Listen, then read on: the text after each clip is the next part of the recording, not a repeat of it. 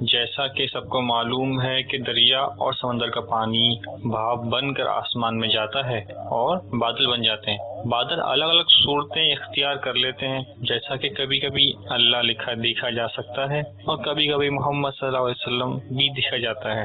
بادل عام طور پر آسمانوں پر ہی دیکھے جاتے ہیں، مگر پہاڑوں پر سفر کے دوران ہمارے سامنے بھی آ جاتے ہیں اور ان کو چھوا جائے تو جھاگ کی طرح محسوس ہوتے ہیں۔ جیسا کہ اس ویڈیو میں دیکھ سکتے ہیں کہ بادل ایک پہاڑی علاقے میں گر گئے ہیں۔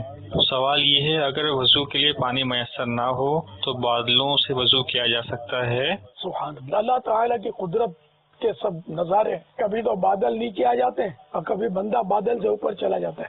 جی ہاں، ہوائی جہاز میں جنہوں نے سفر کیا ان کو تجربہ ہوگا کہ بارہا ایسا ہوتا ہے کہ وہ ہوائی جہاز اوپر ہوتا ہے، بادل نیچے ہوتے ہیں۔ تو اب یہ کہ بادل جو ہے یہ ہم پر پانی برساتے ہیں، اس میں کوئی شک نہیں ہے، لیکن ہر بادل پانی نہیں برساتا۔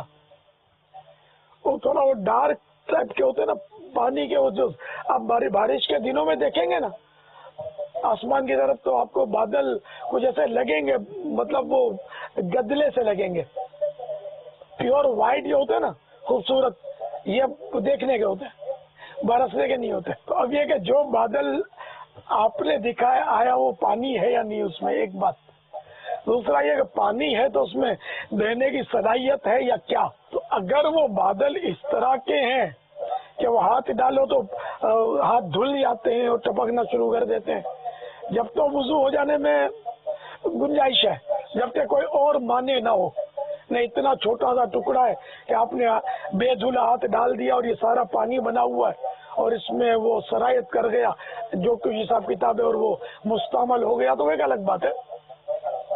اب مثال کے طور پہ بادل ہے، اس سے پانی ٹپک رہا ہے اور اس میں کسی نے وضو کیا تو وضو ہو جائے گا۔ یہ یاد رکھے کہ یہ شرط ہے کہ وضو کے جو اعضاء ہیں، جو حصے ہیں، ان تمام جگہوں سے کم از کم 2 قطرے بہے جائیں۔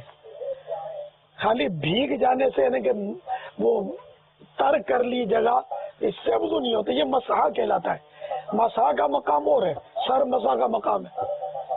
مسح کے معنی پانی کی تری پہنچے۔ اب جیسے بارش ہے وہ بھی تو بادلوں سے ہی برستا ہے، تو اب بارش میں کھڑا ہو گیا اور اعضاء وضو پر پانی بہ گیا تو وضو ہو گیا۔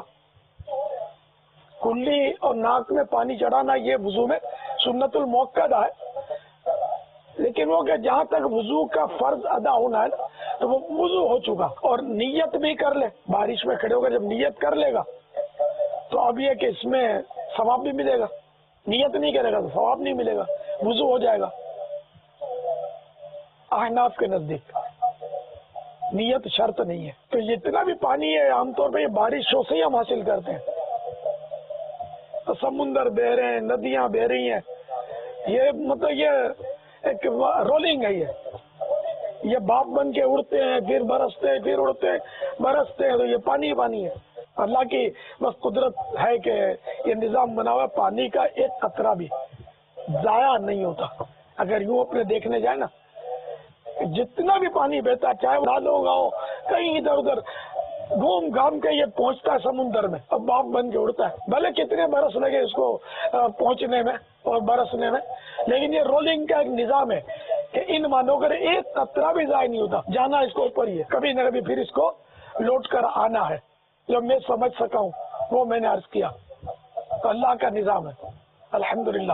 تو یہ غور و فکر کرتے رہیں تو اللہ کی قدرت کی بہت طرح کے محبت پیدا ہوتی ہے نا، اللہ تعالیٰ کا کیسا نظام ہے۔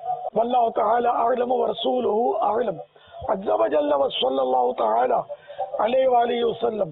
صلو علی الحبیب صلی اللہ تعالی علی محمد۔